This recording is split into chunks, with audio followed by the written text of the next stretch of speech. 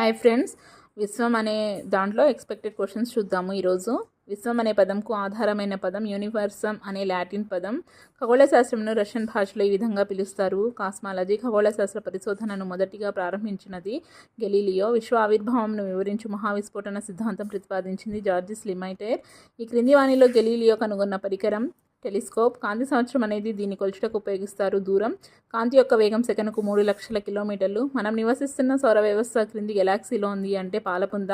సౌర వ్యవస్థలో ఉన్న గ్రహాలు ఏంటో ఒకసారి చూడండి. బుధుడు, శుక్రుడు, భూమి, కుజుడు, గురుడు, శని, యురేనస్, నెప్ట్యూన్. ఓకేనా.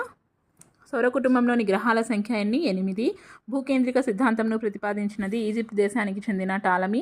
సూర్యకేంద్రక సిద్ధాంతంను ప్రతిపాదించింది పాలిష్ దేశానికి చెందిన కోపర్నికస్.